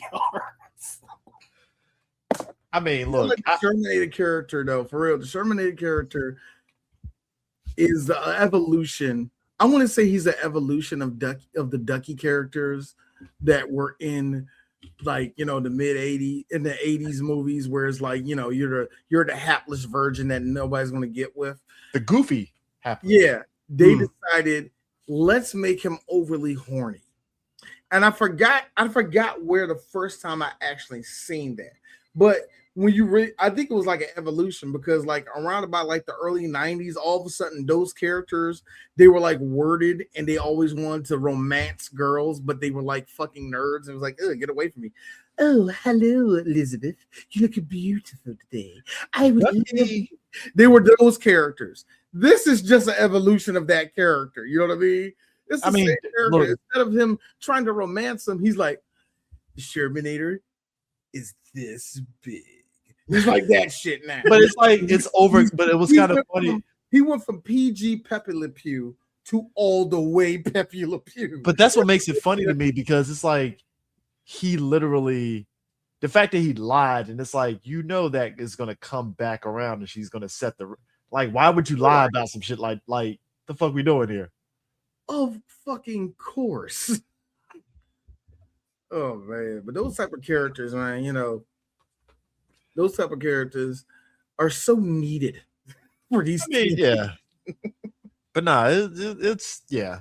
But nah, it's just kind of just the whole Nadia thing, and granted, I mean, maybe we might do some of the other sequels, maybe, I don't know, but like, I will say this. I was thinking about that, and I'm gonna keep it real. I do want to do the second one, and I was the not. The second one wasn't a fun movie. The second one is my favorite one of, I guess, of the trilogy, and and just to keep it real, I never gave the third one its proper, due. So I'm willing to do the third one. These three. Yeah. American Reunion is like, Reunion. Y'all gonna have to tell me. I never seen it. No. I've seen it. It's been a while, but I've seen it. So you got American Pie 2, American Wedding, and then American Reunion. Yeah, that was it. Yeah, I know nothing about it. Reunion was basically like they went back to their town, and they kind of echoed themes from the first movie. Basically, they did the thing where it's like when you revisit something from the first movie because you go back to your town where they're having a reunion, and then I forgot what the scene was. I forgot what the scene was. It wasn't the stripper scene. I forgot what it was. There was one scene that was truly that. Of course, you revisit the only movie that matters, and that's the first movie. Yeah, that's really all it is. It was just kind of like, all right, let's go back to the first movie. Yeah, let's go back to Jim's bed. Let's have his dad say something. It's like Jim's dad. The fact that his room was still the same from 1999. Which okay. It's okay. So Jim and his dad. I think I know why I don't like the third one. Go ahead. But Jim and his dad, their relationship is just funny in the sense that you believe the relationship because it's Eugene Levy, and then Jason Biggs just is able to bounce off of him. So it's like, yeah, I can believe that's father and son, and the way that both of them are very awkward. Yeah, and you can kind of tell that Eugene really kind of studied what type of son he has in this. So, like, what would be the father if he's not going to be, hammering down on him? How's he going to be? Is he going to be supportive? Is he going to be this or that? And he found this weird mix. There's this weird mix of realness and legit humor. Yeah. And I will keep it very real. It evaporates by the second movie, but there's still charm there. You know what I mean? There's still charm. Yeah. And I say what evaporates is the actual, by the second movie, it was like, yeah, kids, he did a lot of crazy stuff. But now it's time for his dad to tell him the truth. It's like, okay, cool. So and this is no hate on him. He's still a great character. It's just that movie, we don't need him to do that. The first movie, yeah. But I don't know about that. Yeah. So we mentioned Shermanator. So the last movie he was in was Money Game. Yeah. Yeah, he's still making. He's still in stuff. He is. Yeah. I wanted to ask you this. As somebody that watched Daria with me, would you consider his character based on Upchuck? Because he just happened to be named Chuck. He just happened to be named. They're both named Chuck. I know, Eris, but then again, note what I said. Charles Rutheimer. Note what I said. Upchuck is nothing more than the first evolution of freaking the Shermanator. You know what I mean? Mm-hmm. Like I said, Shermanator is just a growing, like, who's the nerdy kid that wants to be included? You know what I mean? That's what. But hold on, here's the cool thing. In the end, they both got with somebody that's way out of their league. Of course, because in the second movie, Sherman ends up with Nadia, and in Upchuck's case, by the time we get all the way to the is it college yet? He ends up with the goth girl. Yeah. You want to know why? Because usually that's a self-insert. Yeah. Usually the Upchuck character, the Shermanator character, is a self-insert from the writer, the producer, or the director. And a lot of the weird, goofy shit they do is the director like, okay, so when I was in high school, I used to follow the girls and, some whatever, some shit like that. And usually by the end where you see this geeka doofus, non-charisma having Bama, he's with who? And the same thing could be said about my boy McLovin. I will admit it. The same thing is said about McLovin. Yeah. But McLovin, but hold on. He actually got with a girl that was on his level. I was about to say, McLovin took that character and turned it on his head by being, this nigga's cool. He's actually legit cool. He just never had it. He was one, because we always seen a nerd in that position when they get the chance, they fuck it up. Yep. McLovin was, I'm gonna fucking do it. And he did it. Yep. And nailed it. And by the end of the movie, he's progressed into like, I'm a cool dude. Mm-hmm. All right. Everybody likes McLovin. That's what made Superman so cool for us, because we got to see evolution of all those characters. And McLovin was a big part of it. Yeah. This character, Shermanator, very weird. Weird trajectory. It's like, all right, cool. But nah. Yeah. When he gets with the girl in, Sure. I mean, but that's what I said. That's what Why made not? that's what made that's what made the scene at the prom so fucking hilarious. Where that girl was like, "Yeah, we didn't fuck. We just kind of talked, and that was about it." And he cried and da da da da, and then he's peeing himself. And I'm like, "That's hilarious." He cried though, man. That's so fucked up. She I said gotta that be in the most- real. I don't know. I have to be. I gotta think. Dee, you ever bust a nut early and started crying? I don't know about crying. I mean, just Like, you know, I was cry, like, cry, crying fun because it's oh my god, I lost my virginity. But that's about the only crying you're getting. Yeah, why do I always hear these stories of guys bust a nut and go, what is? And I think to myself, it's always white guys. What the fuck are y'all doing over there? Hey, here's why. You know what? I'm starting to understand why people didn't like Kevin in these movies. Because that whole idea that he had that pie in the sky, we're going to be able to do a long distance relationship at our college. I'm like, Kev, no, sorry. Second he had his head down doing this, you know, you're going to be a long way from me. I'm like, hey, fuck Kevin, off, buddy. She's going to get dicked down by the first guy she sees in college. Hyped. Kevin. She's done. Hey, Kevin, listen, hear me, buddy. listen, please, Bubby. Your turn's over.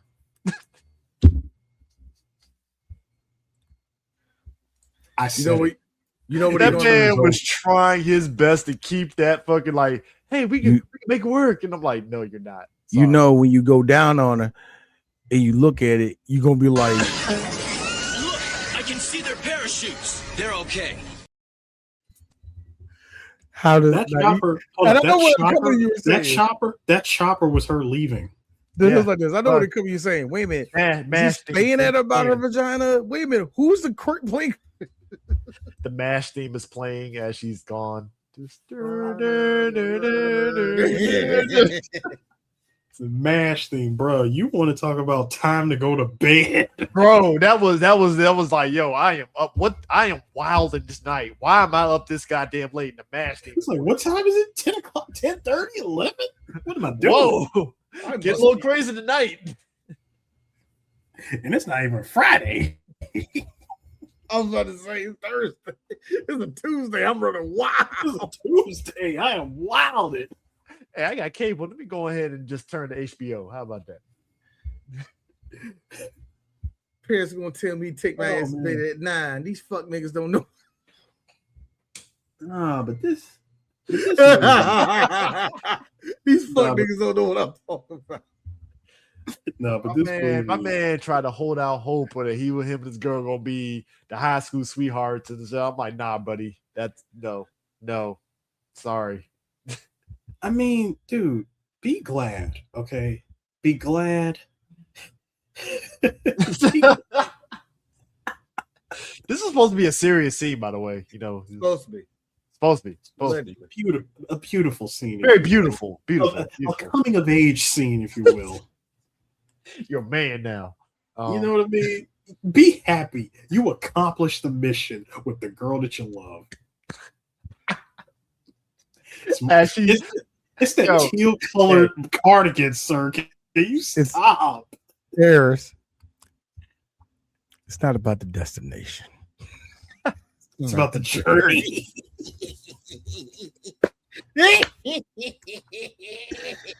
Hey, I like how Tara sat there and told my man in bed. Progressive movie, by the way, says, hey, this long distance shit ain't gonna work. So let me tell you if I can break this up. You're going to Stanley. I'm going to Ithaca. It ain't gonna work. Just want to tell you. Let you know real quick. Do you know the miles? Those are see what you need to understand is that look, dog, I ain't gonna hold you. No, there's a nigga on the football team I'm already looking at. I mean, look, what you need to understand is that she's about to go all the way to another town. She's gonna get ran through. It'll be this big when she come back. I feel American Pie 2026 will be Oz being the most red pill motherfucker. Yes, he would. And she's gonna be a full 304. And guess what? We already know her weakness, Eris.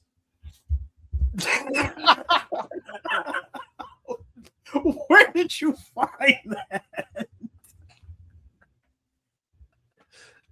Yo, that is wild. Here's the thing, D. Eris, everybody got into it. There was a big old fight on TikTok, and the black women were losing. And some brave soul threw that in there, and the black women started running around like hornets. I stole the meme and left. All I'm saying is the meme ain't wrong. The meme ain't wrong. I love every bit of this AI generated photo. I hate AI. This is one of the first time I will allow 6-finger Cara Zor-El to be there. She has 6 fingers. She really has 6 fingers. Well, she is an alien. Well, she is an alien, so Hey, AI, shout out to y'all. Y'all didn't fuck up the S on the Superman there, so I give you that. The bars in hell, D. The bars in hell, you cleared it. Good for you. Good for you, Sora. She probably got like 8 toes, probably. Oh, God, man, that thing speaks. How many gallons of Malaysian and Chinese at the same time? Yeah. I just need to know how many kiddie pools were emptied for this. That was about 20 gallons of water right there.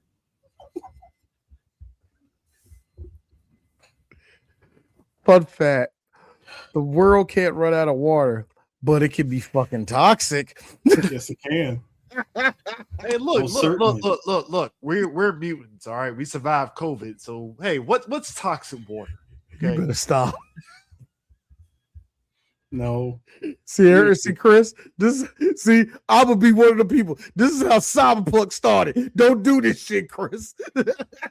I mean, Chris ain't wrong because apparently we as black folks were supposed to get superpowers that December of that same year. I crack up. Dude, I crack up. I was trying to find old pictures of 3BG, and I'm still digging through our stuff. But do you know I cracked up when I tripped over those pictures? Do you know how many memes of black characters with the red glowing eyes? The one picture I had is like Umar shirtless. It's like it's time for us to ride. I loved it. Oh, hey, look! The one part of this movie that American Pie tried to show tension is when said picture that you have of Oz and Stifler, Mina Savari's character is watching them from a distance. It's like, you just think of me as a piece of meat and blah blah blah and all that stuff. And I'm like, I mean, because Stifler was being an asshole and Oz was just being standoffish. Like, I was like, Stifler was the one that was doing the bit. Yeah, like Oz was just like, God damn it, man. I don't. I just cringed in the most. Sir. Understand. Oz was just simply cringing in the most sensitive way. Sensitive cringe. Come on. Yes. This is cringy. Sensitive cringe. Throw the hair back and shake. Look, man. Look. Great value Keanu Reeves is not going to be able to do that. All right. Do you know I was saying this the other day. Flashpoint Keanu, sir. I was saying this the other day. And I really mean this as somebody that loves Keanu. I love how Keanu has not acted a day in his life. Of course. Is a superstar. You know when I peep Chris Klein, on the other hand, I have seen him act. Hey, look. Do we? I mean, listen. Do we want to believe that there is a universe where Chris Klein is John Wick? Caleb Wick, if you will. Yeah. No. He is doing the long line of Jack Reacher movies. Let me tell you something. I swear to God, like there's something about like watching a movie and then all of a sudden you kind of look at the movie like that was a weird casting choice. Chris Klein is Charlie Nash in Legend of Chun-Li, which is already a weird ass fucking movie in the first goddamn place. Mm-hmm. Charlie Nash, I didn't see a single anything Street Fighter related Charlie Nash in that goddamn character. Well, not even a flash kick, nothing. Hey, Chris. Bomb, run. Hey, Chris, I hate to be this person, but I may need you to not talk about that movie because we're going to be talking about it later on this year. You know, Taboo, Vega, yay. We're going to be talking about that later on. Black Eyed Peas this year. Started. I'm more stuck on the fact that Balrog was a mailman. Here's your mail. Yes. Deliver mail with boxing gloves. Who said yes? Who said yes to any of the things that was in that movie? And what was the aim? Like, where were we going? You know, how did they accidentally make an SNK movie that's not Street Fighter? That part. Why did Bison was more? How was Bison more art of fighting? Bison was. It really was. Bison was more geese sour than fucking Bison. I'm like, you out SNK'd with their KOF movie. How is that possible? How did that work? You know the best part? Taboo didn't play Vega. He played Eiji Kisaragi. Thank you. With a mask. You want to know what I like? Sweatsuit Vega, if you will. Sweatsuit. Jumper. Jumps. Do you know what I love about this movie, though? Somehow, some way, it blew Dragon Ball Evolution out the water. And I don't understand how that happened. Sir, the bar was in hell. I know. No, the bar is the bar is not even in hell. It's through hell, down through the earth, into somewhere else.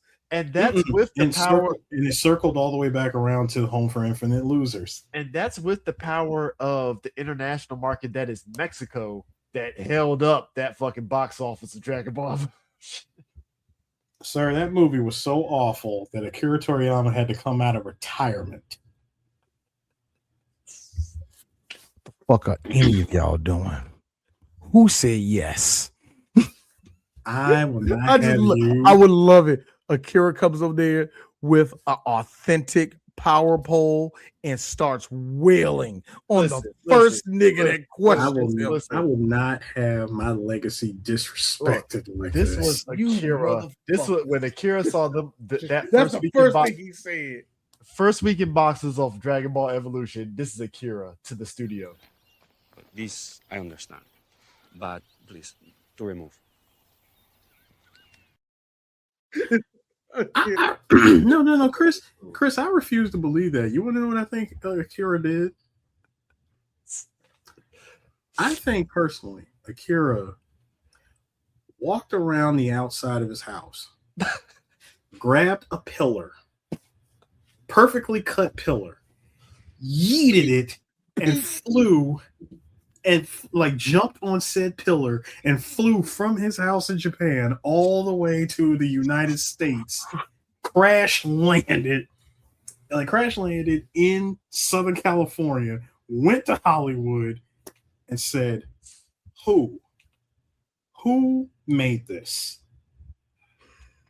Which one of y'all niggas? And the first person that movie is like that Southern movie. Actually, no. This will be the first time we ever. It'd be the first time we ever see it. Akira actually does a real Donon blast. Listen, look. Speaking of which, Stifler walking in on Finch fucking his mom has to be the most traumatizing thing ever, and it's kind of traumatizing, but oh, the sweetest. Traumatizing, but oh, the sweetest of revenge, sir. I feel a little bit because they Stifler. You did this. Here's the thing. I feel the sex was probably very awkward looking.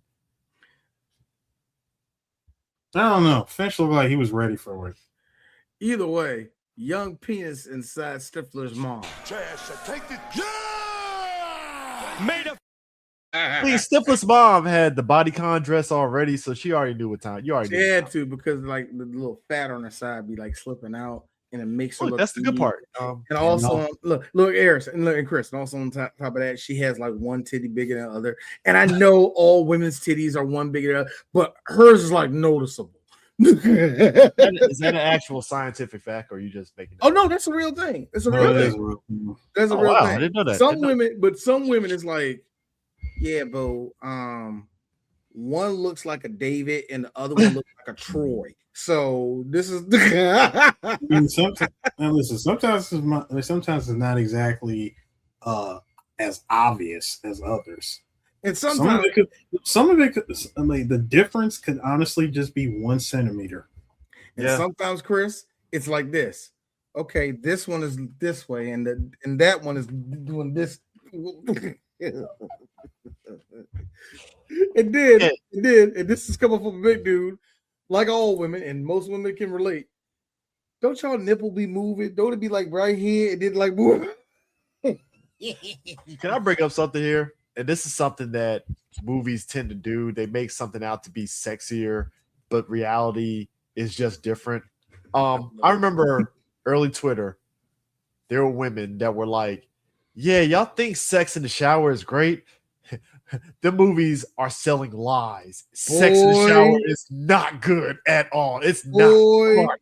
It ain't enjoyable for the men, but we think it's sexy, and the girls like, no. I mean, not. You know the real truth. The water just gets in the way. Thank you. That's what we think. No, hold on, Eric. It just gets in the way. That's what we think. But we think she loves this because like nah, nigga. Which brings me. Hurry up because I can't hold my balance. Because here's the thing. It goes into 50% chance of y'all drowning in there. Which goes into somebody's breaking something. And that's what goes into the scene where it's like Oz and was it Heather? Yeah, Mila Savari's character Heather. They're sitting out in front of the docks like they had sex outside. I'm like, y'all be hot after like 5 minutes and shit to where y'all like, yo, get the fuck up off me. That's just reality here. Like, no, boy, yeah, because that is movie shit. Yes, that is pure movie. Y'all doing that for 5 minutes tops, and y'all like, all right, we're done. We got to get a scene where they both do it, and they're post-coital, and we have.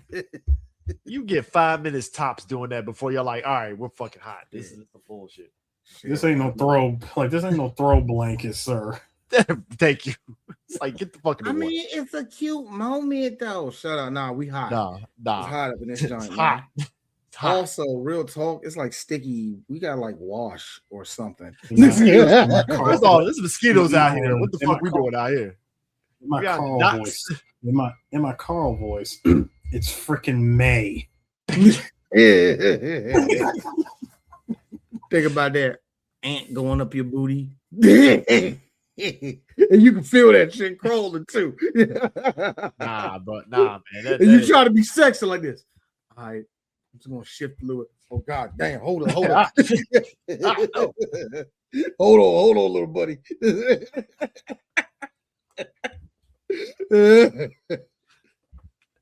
But hey, the gang graduates because hey, yay. And you know what? I think that's the only thing I don't like about American Pie is how white people it is. Yeah, it's just a very like, oh man, we're like, all right. It's the second movie that pissed me off. Yeah, because the reason why is because they inherited that house basically from older brothers and shit. And and this is where, and I can fully admit this. I didn't have no older brothers, and even if I did, I had cousins and all the rest of that. We never had nothing like that.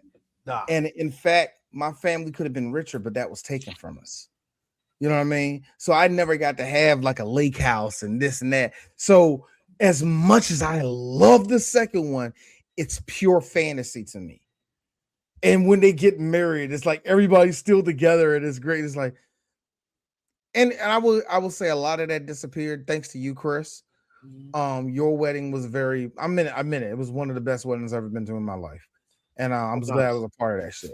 But at the same, but still, it took me a while to get that because black people, we don't get to experience shit like that. We get to experience that in a whole different other way. So, like I said, I love the second one, but that's like a fantasy. And they get all graduated together, and now we all got good jobs, even though we're mediocre as hell white. That's what I did. That's when it becomes, like I said, I will admit my adult life made me jaded to a lot of the stuff that happened. Because this is very white. It's a fun movie. No, here's the thing. Like, that's okay. I will say wholeheartedly, driving cross country, it's surreal when you drive in places that you see in movies. Like, is that what the desert really looks like? And you drive in the desert, it's like, oh shit, it is.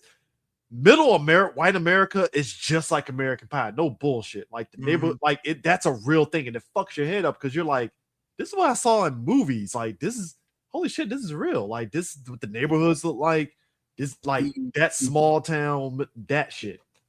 The melanated ones are merely sprinkled in that. Yeah, we're just sprinkled there. We're the athlete. We're the super smart black girl. You know what? I take that back. We're not sprinkled. Dash. Just a mere dash. It matters where you're at. This movie took place in Michigan. And you see it by, say, Great Lakes or whatever like that. So it takes place in Michigan. If it's Michigan, I believe it. Yeah, it takes place in Michigan. Yeah, it got filmed in LA. Duh. But you know what I mean. All the after effects was Michigan. All right, y'all. Yeah, I mean, you believe it because it's like it didn't feel like it was LA for sure. And that's the one thing I give, and that's the one thing, and I mean this. I do miss that about white people, middle America, smaller town America. I miss that because all that now is a bunch of meth heads and a bunch of people that want to vote MAGA because Mexicans might move in a neighborhood. It's unattractive now. You know what I mean? Back in the day, it was like, that's where you want to be, in the heart of America. You don't want to be there no more. Well, I mean, it's like, look, that's the reason why, at least to me, as much as I enjoyed the remake, that's why the new that Footloose remake didn't hit, because it's like, yeah, I'm pretty sure there's some place in middle America where they are kind of like, we don't like that music. But I'm like, at the same time, I don't believe it because I feel those at that point, we reached a point in the even in the late 2010s, going into the 2020s. I think there's places that probably don't give a fuck about what music you play and all that shit anymore. And it's just like, it's cool. It's hard to sell that. It's hard to sell the American dream, and it's hard to sell American exceptionalism. Yeah. After about 2010, it was hard to, because Barack Obama made white people feel guilty, and all the other white people was like, no, we don't have to. Fuck Barack Obama. He's trying to take our Medicaid. Yeah, I got an idea. Let's form a Tea Party. Yeah. And that's why. But that's why you look at American Pie and you look at the makeup of the actors, and like you think about the aspect of, I remember years ago somebody was like, can they make a Black American Pie? And I'm like, the sensibilities be way different. It'd be a completely different movie. It's a 180 because the Black experience, you have those sort of because there are Black versions of these character archetypes in American Pie. Don't get it twisted. For sure. It's just the dynamics is a little different because of how we are as the Black community. So, to take it full circle, Chris, to the beginning of the episode, and we ended on that, you mentioned The Wood. The Wood is probably one of the more accurate stories for Black people when it comes to that. It's something that's involving that. Yeah, it's involving trying to get laid. But when you look at all of it, like, yeah, that's relatable. I don't know about her brother being in a gang. But yeah, I did the whole thing about slapping a girl on the butt and getting beat up for the shit. All of that, being in class, her turning around, going like that. Because Black people, white people don't know this, but Black people, we move like villains in a cartoon. So it is a lot of. we're all Xanatos. We turn into Xanatos for fucking gargoyles and shit. No bullshit. And I like how he thought it was home free. He went the wrong way. Shout out to his friends who weren't shit, who were leading him into nowhere. Stacy showed up 5'1" whooped his ass. This is the sick part. I know y'all two would do that shit to me immediately. Like, yeah, Chris, let's go over here. No, I wouldn't. I will get you the best escape route. But the second I see a crowd, you are on your own. D has got you this far. I am simply handing you the map, a Resident Evil style map. You got it. Telling you to figure it out. You're gonna treat it like a Silent Hill map where you can only read it once, so you have to memorize left, right. Y'all two, you're on your own, bro. I tell you something, Chris. You the one that thought it'd be a good idea to touch the fattest ass that was connected to the biggest crypt in the whole of the. But not like I think it's kind of so looking like American Pie. Like I said, going back to it though, like it was definitely one of those big movies that like it's kind of like Fast and the Furious of how Fast and the Furious came at the right time of like, oh shit, car culture was like huge and all that stuff, and it blew up and it made the money. American Pie fit into that sort of sensibilities of what this was like Apex MTV, if we're being real. 99 2000 was like there. So your movie is hitting to that level of people that's watched the MTV generation of that time in a big way. Mm-hmm. And I think it also started off a bunch of teen college sex romp movies. Some successful, a lot went to straight to video. Road Trip is underrated. I'm just gonna say it like that. Road Trip is underrated. Is actually my favorite of all of them in during this time. Road Trip, and I don't know much of Euro Trip. Euro Trip is outside of that last sex scene that I forgot that scene, but it was in the hostel. I forgot all this shit. I don't know what. If we're talking about the time period, right? So this is peak time. So American Pie opening weekend, number 1, right? Number 2, Wild Wild West. Number 3, Big Daddy, big movie around that time. Number 4, Tarzan. Damn, I forgot Tarzan was 99. General's Daughter, number 5. Arlington Road, number 6. Underrated movie, Arlington Road. That was the one about the Russian spy, I think. I didn't like that. Tim Robbins? General's Daughter, on the other hand, I did like. Star Wars Episode 1, Phantom Menace. Wow. South Park, Bigger, Longer, and Uncut. Wow. Austin Powers, which you mentioned, The Spy Who Shagged Me, and a Spike Lee movie, Summer of Sam. Number 10. A bit underrated too. When people talk about the Spike Lee movies, yeah, Summer of Sam was like fucking. Yeah, it's actually not that bad. It's actually a really good movie talking about Puerto Rico, basically Latin people during that time. Yeah, John Leguizamo was really good in that movie, at least what I remember. But if you look at this, like you have Austin Powers, which again that fit into that wheelhouse of what American Pie was doing with the comedy. Especially you said The Spy Who Shagged Me, right? Yeah. That was the one that went on nasty with Fat Bastard and all the rest of it. Remember, basically during this time, fart humor and gross out humor were getting popular too. So when the sex movies came out, it just fit right in. You know what I mean? It kind of had a cover. Which, funny enough, second week, The Wood came out the following week after American Pie. Really? Yes. Interesting.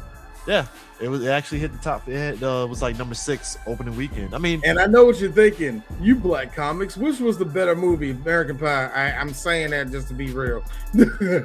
Like, look, I love The Wood, but it's American Pie. The Wood is a better written film by far, but the better one is American Pie. But also, South Park, Bigger, Longer, and Uncut. That was another one that really like blew up. It was, nobody knew, and South Park was part of the raunchy that comedy. Yeah, that raunchy stuff. Like that was because that was the one that like hit theaters, and everybody was like, "Oh shit!" Like I would never forget everybody in the theater going, "Yo!" when Saddam Hussein wearing that big dick out. Everybody moving like, "Yo!" And then he brought it the second one. He was like, "Yo, stop it!" That shit.